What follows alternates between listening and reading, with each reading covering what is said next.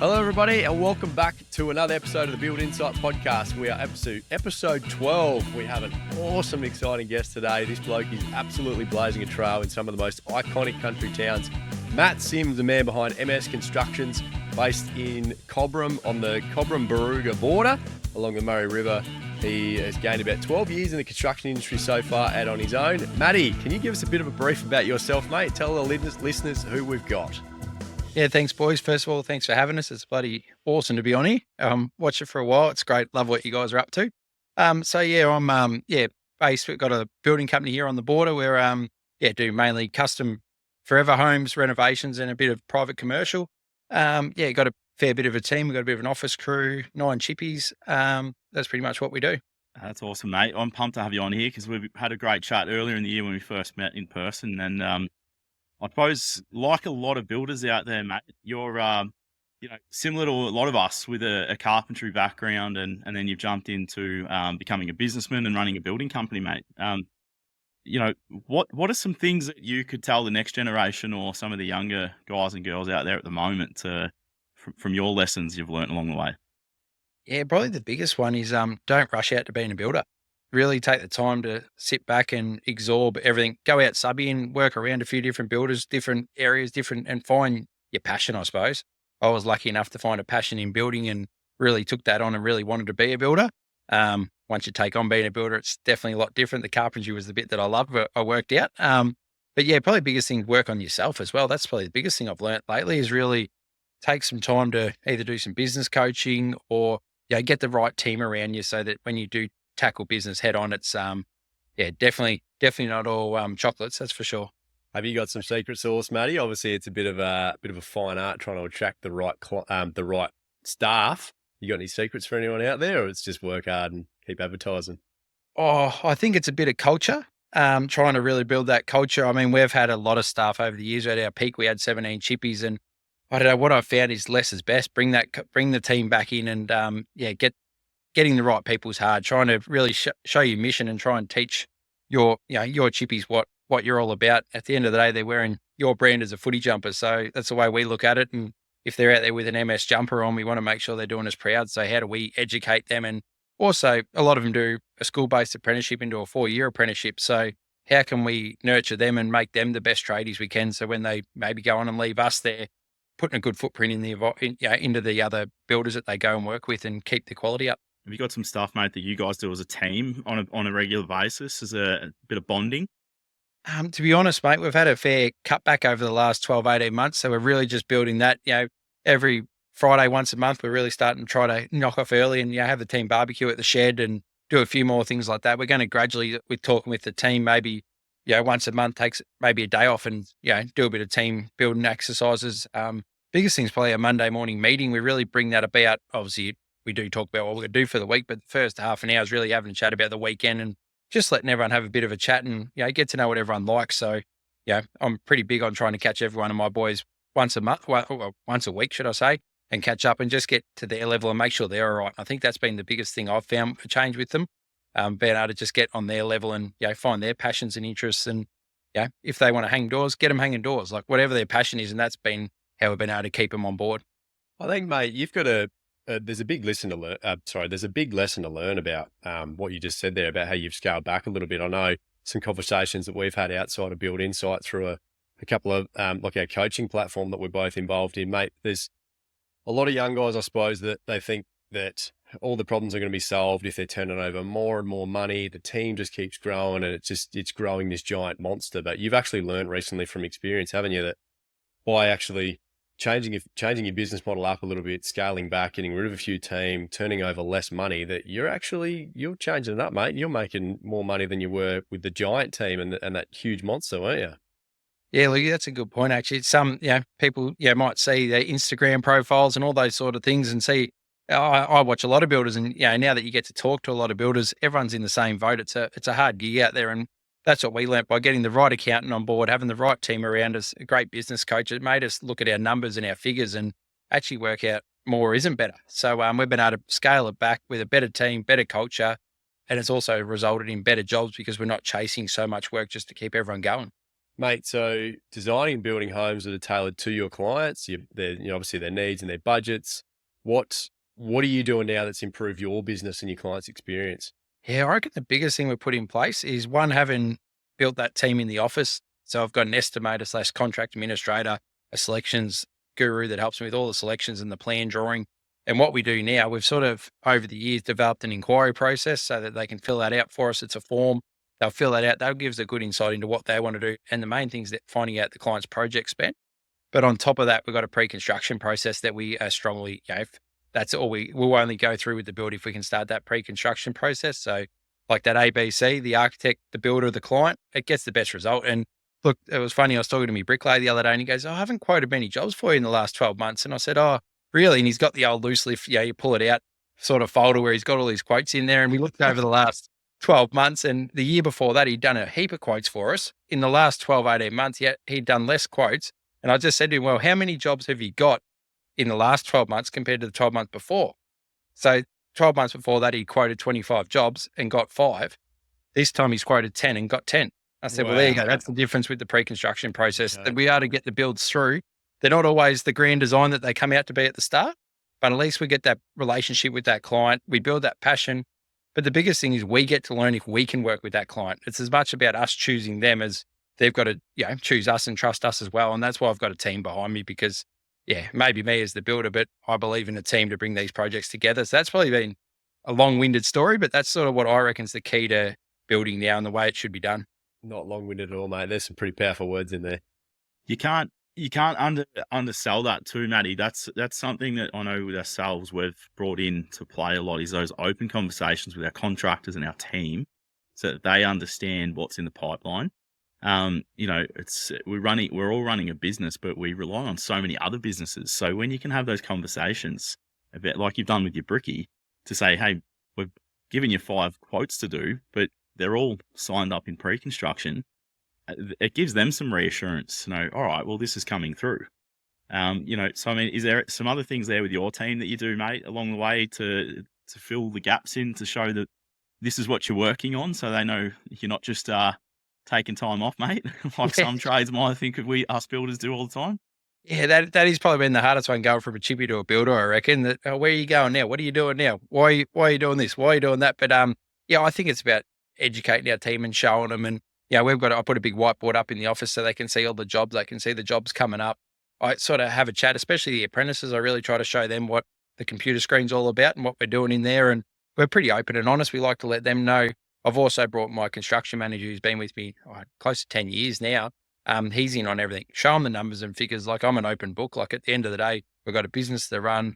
The business got to make money, and I want them all involved, because if they're invested, it's made our chippies on site go better as well, because they say with hours for chippy, that was always a really sore point. Still never going to get it right. There's always blowouts and things happen, but we've got to be more accurate. And by showing them, what we've allowed for the job, it gives them a bit of accountability when they start the job to think, right, I know Matt's allowed this many hours, and I know he's actually worked it out, because he sat down. I sit down with the chippies and we'll go over a frame and say, well, that didn't work right. What could we do? What tools could we buy? How could we do that better? So by involving them like that has been really good. Yeah, that's awesome, mate. Can we backtrack, Matty, if it's all right, mate? It's up to you how open you want to be. But you touched on before, you run a bigger crew, bigger business, higher turnover. You would have had obviously higher overheads. What was the culminating factors for you to make those calls to bring your business back a scale, I guess, mate? Yeah, it was a few things. I guess the main thing was trying to get the work-life balance right. Like, I do go to work at 3:30 every morning, go to the gym and do my morning routine that I'm pretty strict on, but that's my opinion. And that's what I like to do, because I like to start that morning early and get my key items done in the morning. So I was going to work at that time and still getting home at 6 o'clock at night. And I've got 4 kids and a wife and a bit of a farm and a few things going on as well. So it was about, again, back to, investing in myself. What am I doing this for? I'm doing it to have money to be able to spend on the family, to be able to live a life. And that was the key driver, to go, well, how do I fix this? Well, I need to work out the problems and the issues and put some procedures in place. And that's probably where it all sort of stemmed from, to go, well, need some more time, not necessarily at home, but out doing things. Well, I'd also end up with a holiday after how many years, Matt? Yeah, well, it was 7 years without a proper holiday we finally went on, which was awesome, with the family, and actually took the wife as well, which was great. So it was, that was the biggest achievement, I guess, boys, after the long journey of 12 years to finally, that was the the reward to have a holiday for 8 days without a phone, without any hassles, and have an awesome team behind me to be able to just look after it and come back fresh with a million ideas to put back in. So, mate, you've just probably led into what I was going to bring up with you next. And you are a busy man, mate. I get it a lot, but you're on a bigger scale. You're a good country boy, and you've got the farm and big family. And let's go into a few more of your hobbies, mate, because you've got a few horses I think we've heard about, and a few things on your plate, hey? Yeah, we do. So I guess the easy hobbies, the ones that relaxing, I guess, is we're right on the Murray River, so it's the fishing and the water skiing, the wakeboard, and like that's I do have 4 kids, so it's great to get out with the family, and we're 5 minutes from the water, so that we're pretty spoiled in that front if they can keep the water level up enough to ski. If not, we're out there fishing, so that's pretty, chasing the Murray cod's pretty awesome. But I do also have some girls and me eldest that love horses, so we do camp drafting, cutting, cow horse events. So that's dual cab truck and a caravan. Off we go around, Northern Australia and Victoria, New South Wales, and it kicks off at end of September. Actually, we're into it again for another few months, and it was a bit of an expensive hobby. So now that's turned out into a little bit of a business where we have some pretty elite horses for our disciplines and buy and sell them. And it's been great. Different interest to building, which is hook up the caravan, the truck on a Friday and head away has been unreal to get me away. I think it's important as a builder, you got to be able to have time away. As much as we all love and got a passion for what we do, it's been great to go away to the middle of a dirt paddock and do these horse events with the kids and watch them prosper and grow. And it's been good, but does keep us busy and on our toes. Definitely, mate. You're dead right there. I mean, I say to everyone all the time, I absolutely love what I do. I'm so passionate about it and really thoroughly enjoy it. But it gets a point after a little while. You just got to get away from it for a little bit. Just get away and hopefully find as little phone service and little people, and just let yourself de-stress for a little while. Oh, definitely. And it's not a part of not liking the business. I just think it's something you got to do. The hardest bits, I get pretty guilty when I'm not at work. Like I feel bad for not being there with me crew or with the boys or with the clients. But you're not alone, mate. That's probably still to this day. It's only been the first time in 7 years I've been on a proper holiday. Apart from that, you're on the phone all the time. But it's I think we just got to get over that stigma, don't we? And go, well, our wage people are allowed to have a day off and not come back. And as much as I've got awesome stuff, you nearly got to tell them to have a day off. I guarantee you, they're not feeling guilty for having time off. No, but I think we've another thing we changed in the culture. That's something being big on this year. Take time off, be with your family. If your kid's sick, go home and be with your kid. Like that's what I think has been a bigger shift for me in the last 12, 18 months, that family comes first. And whether you're employed with us or not, that's the first thing. Why do you think there's that guilt there, Matty? I still don't know. I think it's just years of I've been brought up like that. My parents have worked really hard, and I guess, I don't know, it's just that stigma around people saying, oh, you're off again. You're not here. Yeah, but I did go to work at 3:30 and I was still there at 6 for the last 4 days. So I've probably done me 40-hour week. Yep. I need to jump in here for a minute, guys, and take a moment to thank our sponsors, Backman Builders, Calorie Building, and Build Imagery. Without the support of these businesses, the Build Insight podcast wouldn't be possible. So jump over and show the support for them so they can continue to support the Build Insight podcast. Mate, sounds like you had a pretty early passion for building. You just touched on your parents, but were they involved in construction at all, or what's been your biggest inspiration? Yeah, well, my old man runs an electrical firm, has for a long time, local business, and mum was a midwife, so they work pretty hard. We have a weekend, mum would work, and I've got a twin brother, a sister, and another brother, and we'd pile in the ute with dad on a service call to go fix a dairy or whatever he was up to on a holiday. That was just part of our weekends. That's what we did. If he had to go, he was, it was good to see how he ran his business and then where they're running it now, to see that there is other ways to do it. So that was my passion initially. They bought and sold houses as well, always were building and selling. And I think that's where my passion started, helping dad on a weekend, always doing something, and we're always busy. So I think that's where it started, and then it's just prospered from there. Yeah, I think, mate, like you've seen business and then obviously stepping out as a chippy to become, like, did you run your own crew, carpentry crew, heading into being a builder? And then, what challenges did you sort of face early on, mate? Yeah, well, it was a bit of a funny one. We're in a small town, so I was lucky enough to have an awesome apprenticeship. Like we did everything from, helping with the roof plumber to put the roofs on, boxing slabs, digging them by hand, even though it wasn't that long ago, to, plaster and tiling. I know as an apprentice, you think, geez, these are long days, but looking back now, I was spoilt to learn the ins and outs of all those trades. And then, once I got qualified, I worked back for that boss for a while and then went out subbing, and I met a builder who I called Crazy Cole. Cole Curtis, whose name is an absolute legend. Old school builder, everything was like, well, I learned how to make timber windows, build stairs, like proper carpentry. So I went and recrafted my trade and really just got along well with him.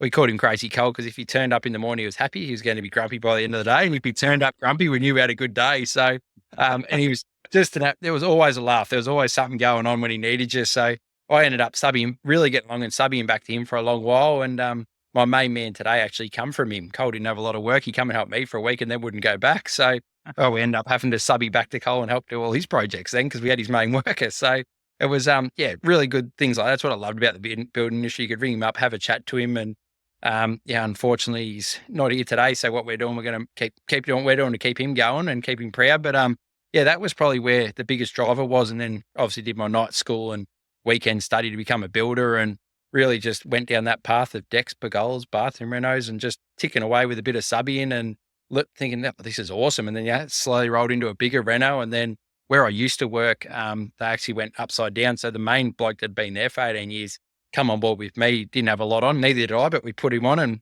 that's really where it grew. And I think that's where I probably got myself into strife that I just was a yes man. Yeah, come on, we'll get more work, we'll find it. And then you're just saying yes to every job. And then after, what was it?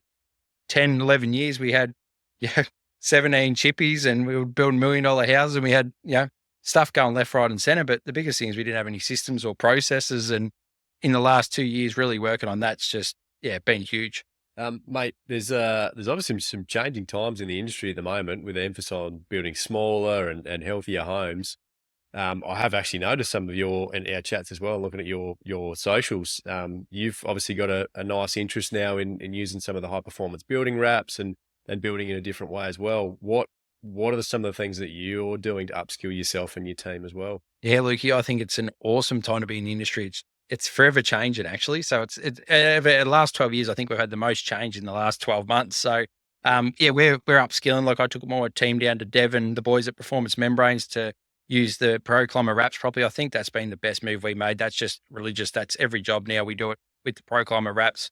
We're working our way up to box gutters, roofs. I think that's the way it should be done to build a better home and a forever home. And we've also done, Katie, my office, and myself did the Zara Dakota Healthy Minds Mastermind. And that was really good for a generic chippy who's come the way I was taught coming through. That really opened our eyes to, you don't know what you don't know. And it opened our eyes to some things that we could be doing this better, like moisture testing our timber. And then, I don't know, that just sparked an interest in me to go, well, what don't I know? What else have I got to find out? So, where I love looking at the passive house space, looking at where that's going. I would love to go do my passive house tradesman course training just to get more knowledge. Not necessarily be a passive house builder, but just to, again, build, if we're doing that pre-construction process, the more knowledge that myself and the office can have, that better home we can build for that client. And that's where you're saying about building smaller. I think that's where we can encourage that a bit more because we know the more we know about sustainability, the more we know about how people live in their houses, what sort of sports do they play, how do they operate, how do they function in their house. Like it's really a space I hadn't thought about before. Normally you used to get the architect to design it, you tendered it, you build it. Oh, it's been huge. So it's been a bit of a combination of a lot of things come together, but and looking into, how we can seal those houses up energy efficiency wise as well. So we're not using heat and coolers and really looking into HRVs and, there's just so many health benefits from that. And that then put me down the rabbit warren of health benefits then, and then working out, well, what should we be eating and how should we be tackling like this? Yeah, it's opened a few doors now. Yeah, it all comes down to education, doesn't it? So obviously the way that you educate yourself, and then you've now got that role then to educate your clients as well, because it's kind of is that way that Australia's just been sold this lie that the problem, or sorry, the answer to all their problems is to build bigger. You need more space, you need, multiple of every room. But it really is about education on trying to change people's mindsets now, isn't it? Yeah. And that's why I like doing the little videos to just try and put out there what I've learned, what I've been taught. And it's been great meeting other builders through even Instagram platform, like, how are you doing this cavity batten detail? And, oh yeah, we're doing it like this. Oh no, that's a good idea. And I don't know, I guess you put yourself in different situations, but being able to reach out to more and more builders is what I'm loving about the industry. It used to be the old day where you wouldn't talk to a builder because they were a competition. Now I want to help that builder and say, well, you're doing that. Why aren't you doing it like this? Or, this is what we've just learned at this course. Or it's awesome. Matty, was there a particular moment, mate, where you felt like I've got to do something more for my business here? Like, we've spoken about scaling down in the business, but when you start talking about building more durable homes with better products, that where, there's still people in the industry that don't know about the right wraps that need to go on projects in the right climate. Healthier homes. Was there a moment in your business or your lifestyle where you're like, I need to do this for myself and MS Constructions? I guess it's just by being open and honest and just watching what's out there and attacking that space and going, how can we make our homes that people build the best that we know how we can build them? And that's only been really the last 12 months, a real focus on that. And I really think that's where it's come from. And then I know you get a bit of a passion for it, and it just attracts you in, and you think, shit, what don't I know else about the industry? Because you come out of the industry as 90% of people go in as a chippy. They work for the builder. I was lucky to have a really awesome couple of builders I work for, and you learn, and you're a sponge and you learn what they learn. But they've done their apprenticeship, 20, 30 years ago. The industry has changed that fast that no one's helped keep the builder up to date. That's probably been the scary thing for me, that we know what we're doing and we're doing things the best way we can. But the other option is now we've got to educate our tradesmen. Like, that's where they've been the hardest thing. Yeah, it is bloody scary, isn't it? About sort of, I guess, exactly what you said, the lack of education out there. And I think I said this on a previous podcast already, I bloody hate plugging social media, but it is an incredible resource now actually to be able to share that information. Oh yeah, I hate social media at the best of times, but now that I'm on it, I'm like, I just see these builders, or you see builders get in trouble, and we've had our dramas in the past too, and it's just like, we don't know what we don't know. Like, down to what client suits you and all those sort of little things that just make it such a dream, because it shouldn't be hard. Yeah, I think what I'm loving, mate, you talk about your presence on social media. It's bloody fantastic. I think when you're not doing it, as we know, we're 2020. Geez, we're heading towards 2025 already.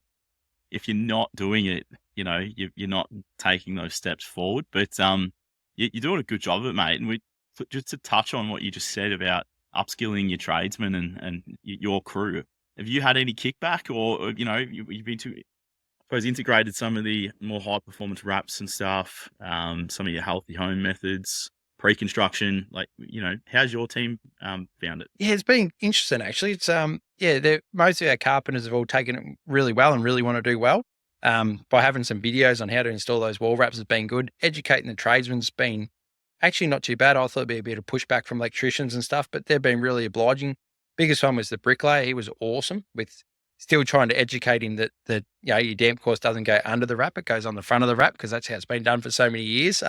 Just little details like that, even down to, little details like that, even down to how we, how we put less staples in that membrane now. I don't know, it's scary. The more and more I look at every job, the more and more I want to do better and better. So, but even educating our team, the biggest thing was moisture in timber as well.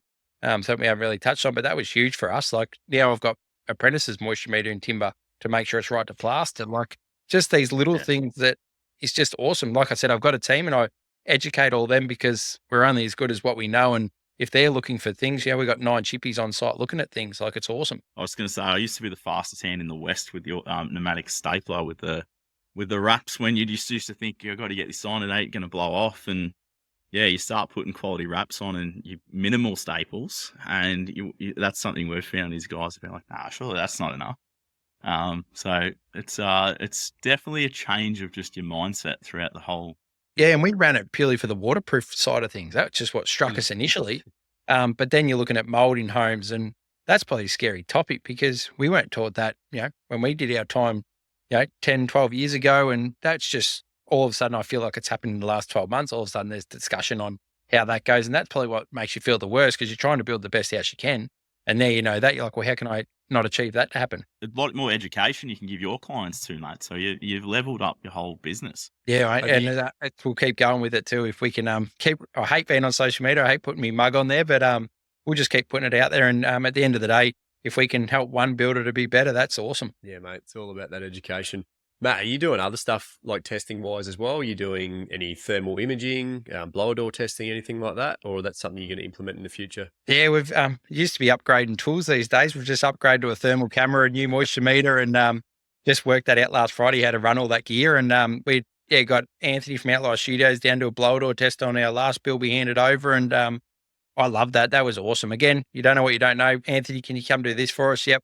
And just a wealth of knowledge with, the more people you can talk to, learn a few things off him that day that we could implement in the next build. And I think that's the biggest thing. If each build you're just changing one little thing, it just slowly creeps along. And I'd love to see blower door testing in every house. I reckon it's the only way to keep the homeowner knowing what they're getting, especially now since it's gone to 7 stars. Like, it's great. Well, also hold accountability for the builder as well. Like, if you don't know what the result actually is, how can you improve on the next one? Exactly right. And it's also holding a team accountable. Like, I guess the next thing we want to do is probably do a blower door test before we plaster. That way, then that's something we haven't done, but we can educate our boys on, have we sealed that window properly? Or, that we're not building passive houses, but we still want to build them as best we can. You've actually got a unique little process you got there, mate, that you're training some of the young blokes, haven't you? I think you building some smaller transportable homes that you're trying to use as a bit of an education for your younger team. Yeah, well, just with a chat with all our tradies, there was a sort of, I don't know what's happened over the last sort of 3 years, but I feel there's been a bit of not a neglect, but just trying to get the carpenters to really take responsibility and want to have that passion and own their job and get them trained up a bit earlier. So we started building some little transportable homes to show our plasterers, our electricians, painters, they could all use their apprentices to build these things in a controlled environment without the pressure of a high-end build. And the results we've seen, especially in our carpenters, in their framing ability and stuff in such a quick time, has just been awesome. So they're the sort of things we're putting back into our business transportables are everywhere now, but for us, it was a training tool. That's awesome, mate. We can see the commitment that that's on display with the socials. But mate, we're covering a lot of stuff here. But what's next for yourself, mate, and MS Constructions? Like, you've got a lot of stuff you've been working through. What are some of the bigger ticket items that you see ahead with some of the goals? Yeah, some of the goals for us is I'd love to get a HRV in a house. That's probably one of my biggest goals personally. Again, don't know what you don't know, but I just look at the benefits and the health benefits to that. And really trying to strive to find those clients that are willing to work with us for their sort of dream home and what they want. And be it a smaller home, be it a big home, whatever it's got to be. But I guess for us, for the next 12 months is really to knuckle down, keep doing the things we're doing right and keep those procedures going and just keep training up the staff and put some time back into them and keep building the culture to be where it is. And I guess the biggest thing is sort of hard. Everyone blames the builder, but I guess one of my bed bugs is tradesmen over the years where, they just can walk off the site and, that builder's dodgy or that builder's done that wrong, but it doesn't come back to the tradesman. So biggest thing for us is we're pretty strict on our scheduling. So we've made a rule now for the foreseeable future. If that tradesman doesn't operate within our schedule, within reason, without talking to us, and they're not going to back us on stuff happens in building. You might get a tap break or something happen or a client wants done something. If they're not going to back us after they're being paid, that's probably something we're looking into, how we approach those trades. And we really feel at the minute we've got the best lot of trades we've had in a long while. Yeah, you're only as good as the team around you, aren't you, mate? That's, I think, another thing that is great to display on your social media is people can get to know not just you, but your whole team and what they're doing for you. So got to get them on there first. Yeah. Mate, I think just tried it ourselves with our 10-star build, but you're building more high performance, and we got some really bad wind here the last week, Central Victoria, and actually we've got the high performance home. It's not a passive house, but that's by choice of the client.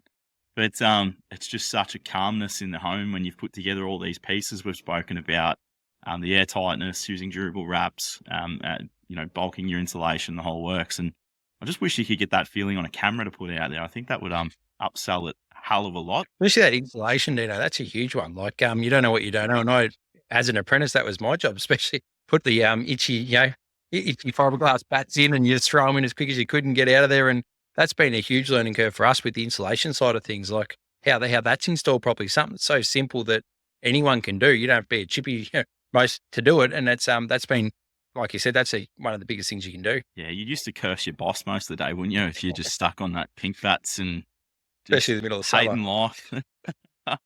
We must have done something, mate, because we've stuck through all of us advanced from carpentry and apprentices to running building companies. So it's changing times, mate. But yeah, get on that earthwall stuff and some other products that are less itchy for sure. To follow along your mission, mate, where can people find MS Constructions? You're on the socials, give your website a bit of a plug. You got a YouTube channel or anything like that? No, we might have to work on that, Luke. You haven't got up with the YouTube yet, but we're just got the Facebook, the Instagram, and we've got website msconstructions.net.au, which is we try and keep updated as best we can. That's where our inquiry forms and everything are. Otherwise, there's the good old fashioned phone number on there. Just give us a bell and we'll help you with any inquiry. Happy days. It's awesome, mate. I reckon we'll be getting you back on for some further chats down the track, bud. Yeah, no, bloody privilege, boys. I've been a bit nervous last night coming on here, that's for sure. No, you've got a better setup than us, mate. We were talking about your soundboard before, so I think you're going to need to put to better use. Yeah, we might have to get a few podcasts rolling, I reckon. Good stuff, mate. Definitely. Do you want to go any further into some of the things that you're you're passionate about, or that you've learnt from specifically, mate? No, I don't think so. I think it's pretty good. The biggest thing I was my big bug is, I don't know if you guys have had it, but we've had dramas with clients, and 9 out of 10 times it's a bloody tradesman that's walked off on you. Like, he's got paid and he's like, stuff here, we're out of here, and then you end up taking it and sorting it out. Yeah, I think we all bloody had that from time to time, mate. We're still doing it. We've just had that with a roof tiler right now. Just just haven't finished off a roof properly, and we've had to send them some emails, and they're just not responsive. So they haven't even got their money yet. That's the thing. So it'll be like, well, yeah. All right, guys. Well, that brings us to the end of the episode. Matty, absolute pleasure to have you on, mate. Thanks for taking the time out of your day to come on and chat to us. Guys, if you want to know more, head over to the Build Insight Instagram, Facebook, and YouTube. Build Insight is Build, INSITE. Weekly podcast coming to you on all your favorite streaming platforms. Hope you enjoyed the episode. We'll see you on the next one. Let's cue the disclaimer. I need to let you know that myself and the Build Insight team are in no way, shape or form qualified to give you personal or specific business advice. We strongly encourage you seek out the use of professionals for products or when you are making personal or business decisions. Everything discussed during the Build Insight podcast is our own and the guest opinion and personal experience and is of a general nature only. Hope you enjoyed the episode. Catch you on the next one.